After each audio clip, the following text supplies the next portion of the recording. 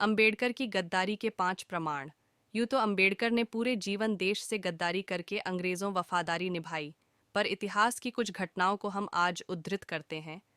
प्रमाण एक 1918 में तीसरे एंग्लो मराठा युद्ध का उत्सव मनाना।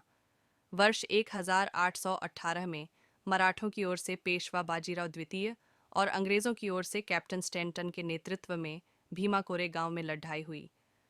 इस युद्ध में मराठों के पास बहुत कम तोपें और बंदूक न होने के कारण जान की हानि अधिक हुई, परंतु वीरता के कारण अंग्रेज सेना भयभीत हो गई, जिसमें अंग्रेजों की सेना में महारों की संख्या अच्छी थी।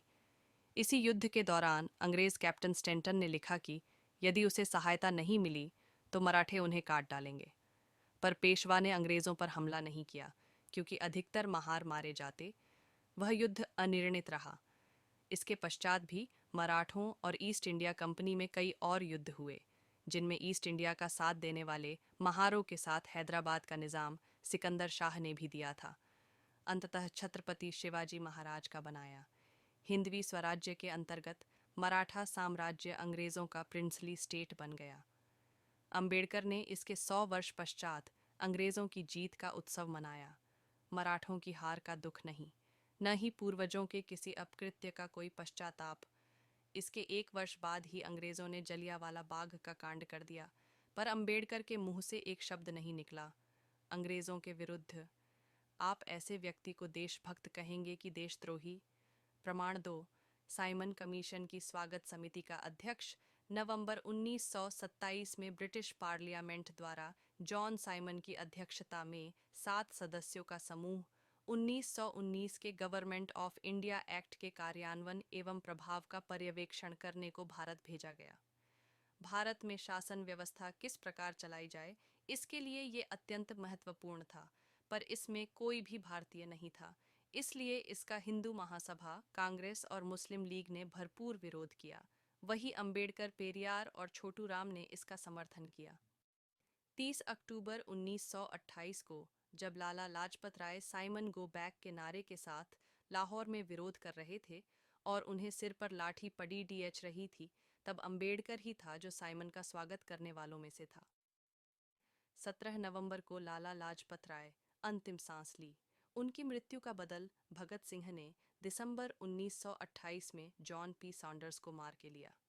हमारे युवा जिनकी मृत्यु के लिए फांसी चढ़ा गए, उनकी रक्षा करने में लगा। अंबेडकर आपके लिए क्या हुआ, देशभक्त या गद्दार? प्रमाण 3 जिन्ना के साथ मिलकर कांग्रेस का मंत्रिमंडल से त्यागपत्र देने का उत्सव मनाया। 1939 में वायसराय लिनलिथगो द्वारा द्वितीय विश्व युद्ध में भारत को उसके युवाओं की सेना समेत को बिना कांग्रेस से पूछे अंग्रेजों ने युद्ध में झोंक दिया, जिसके विरोध में अक्टूबर और नवंबर 1940 में कांग्रेस ने 7 प्रांतों से मंत्रिपदों से त्यागपत्र दे दिया था।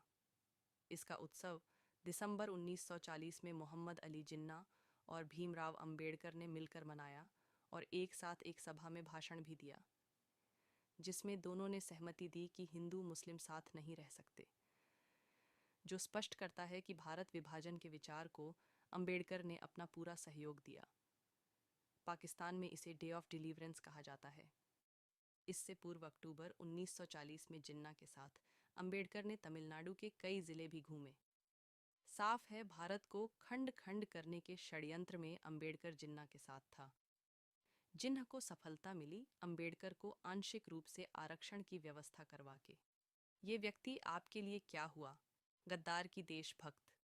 प्रमाण 4 जॉर्ज षष्ठम के अधीन होकर वायसराय काउंसिल में सम्मिलित होने पर 27 जुलाई 1942 को वफादारी की कसम खाई। ये संपूर्ण अभिलेख भारत सरकार के अभिलेखागार में सुरक्षित है। ध्यान देने वाली बात यह है कि 1943 में 30 लाख लोगों को अंग्रेजों ने भूख से मार डाला, पर अंबेडकर ने अपने मालिकों के विरुद्ध एक भी सवाल नहीं किया। बस बंगाल में भूख से मरने वालों का यही अपराध था कि वो अंबेडकर की जाति के नहीं थे।